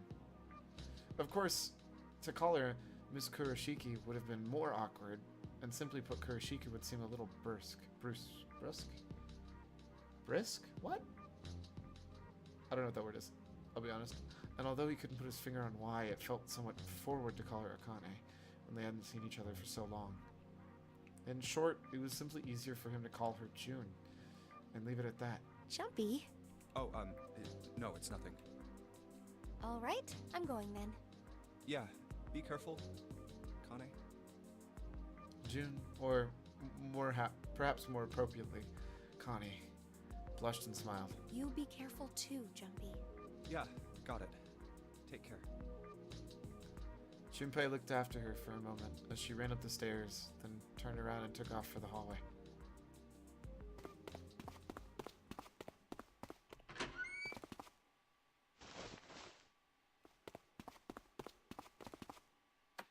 Okay.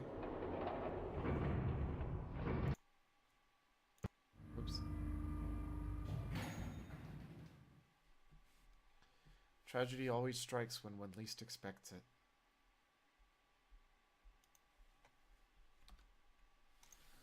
But to wait for a man to stand before striking him down seems almost crueler than dealing the fatal blow while he lies on the ground. A light in a dark place, June's smile had given him hope, both for escape and possibly for something else. It was that hope that raised his spirits just enough that they might be fully be dashed. What? Stop it! He opened the elevator door and there she was. A woman sat, slouched against the wall. Lotus. Junpei felt his blood turn to ice. Her body was limp and her skin, smooth and pale as always.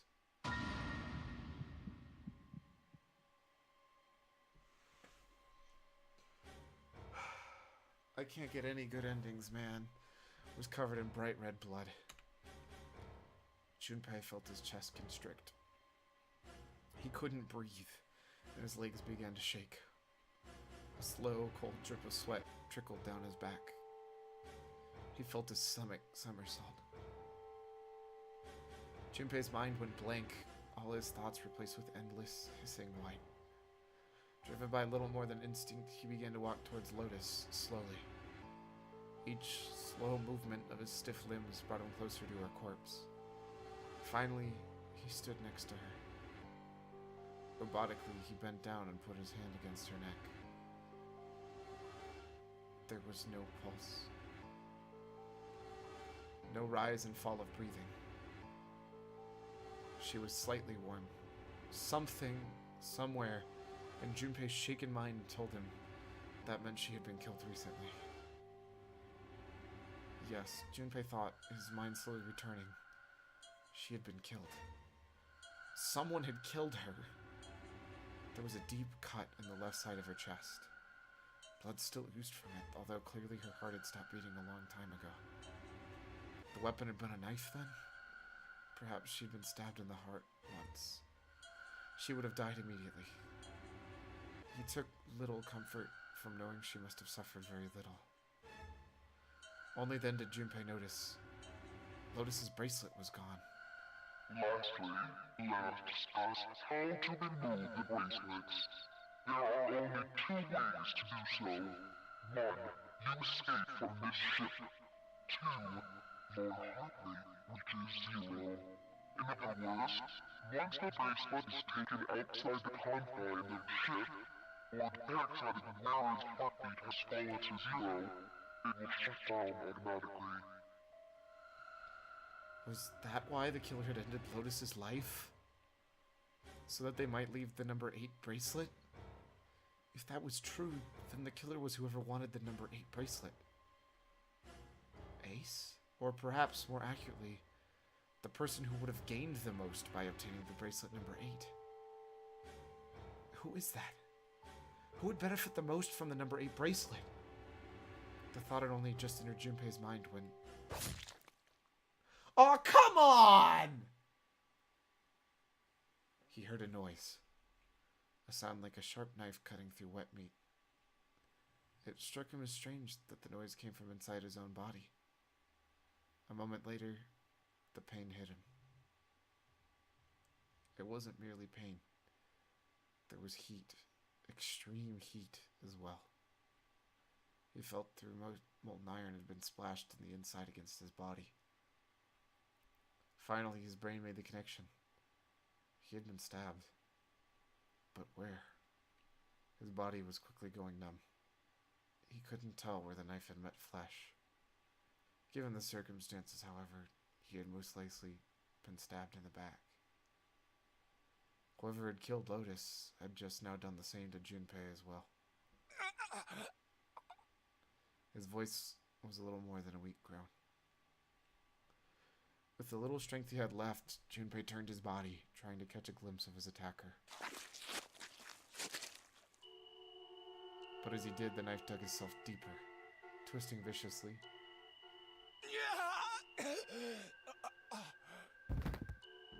He collapsed onto the floor, a puppet with its strings cut. His arms and legs lay where they fell, oddly twisted and awkwardly positioned. Junpei's body was entirely numb. He could feel the blood leaking out of him, but nothing would move. Nothing save his eyes. As he lay on the floor, his life ebbing away, Junpei finally saw his attacker. 2 tiny images of the killer reflected in his eyes. With that recognition came nothing. He felt no emotions. Not anger, not sadness, not regret. The paralysis that had claimed his body had reached his mind. His killer glanced down at his body.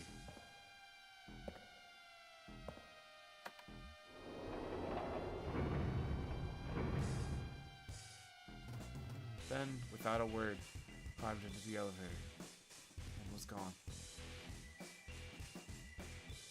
His eyesight began to fade. The world grew blurry and began to dissolve into an empty white fog. The fog crept into the edges of his mind and worked inexorably on inward. Soon, it swallowed up the last thought that remained of Junpei's mind, and his consciousness left him. So I don't even get to know who killed him, huh? There was nothing more. Into utter emptiness, he fell. Into zero. Whatever Junpei had been was gone.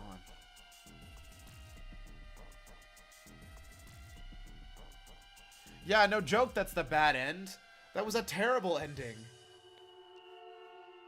I mean, it's not as bad as the other one. Speaking of which, what was the title of the other one? Oh, it was the submarine ending. Got it. What a terrible ending. And it doesn't even tell me who it was. Yep. So, if that's the worst ending, and that's the bad ending. Locked. Unlocked. What?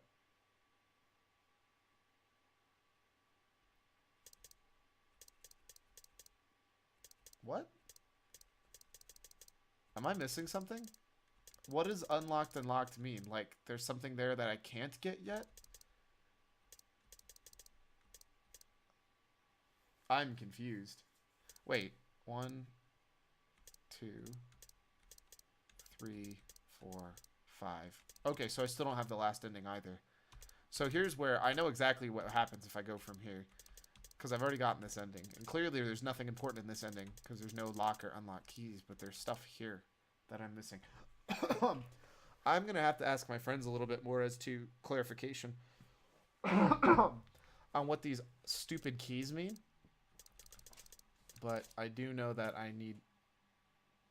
So does it mean like I have to go back? Like this is the right path. I need to have 2 more keys from there. A key from there and a key from there. To make the correct choice even going this way. I don't even know where that starts me.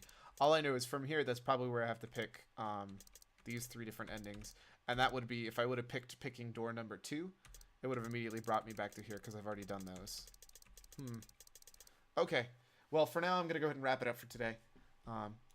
Thanks everybody for stopping by and saying hi. Whoa. What's this? Hold up. What?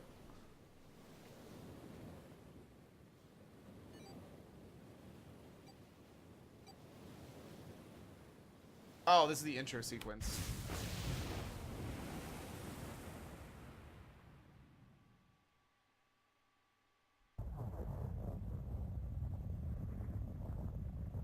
Oh, what the heck? Why did it start all over? I'm not... Ow! Stop it. Stop it. I don't... Ow! A bed? I've already... Why did it start through the intro sequence all over again? Am I? Oh, it's because I was there and I hit escape. Got it.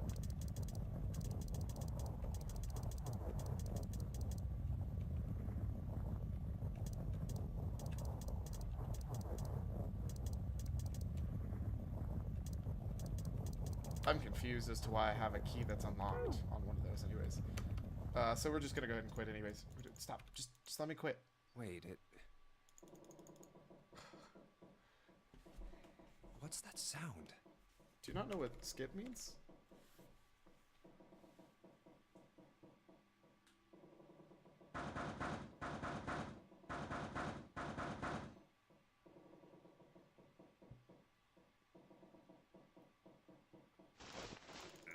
So I still can't. Oh, there we go. Stop. File. Menu. Good. This Menu. stupid thing won't come File. off. Wait, that's not what I thought it was. Save. So we're definitely saved. Finish saving. Return to title screen. There we go. Whoops. Quit the game. Cool. Okay, we're good. We're good. Alright. Everybody go ahead and have a fantastic rest of your day. Hope to see you back Thursday. Y'all have a good one.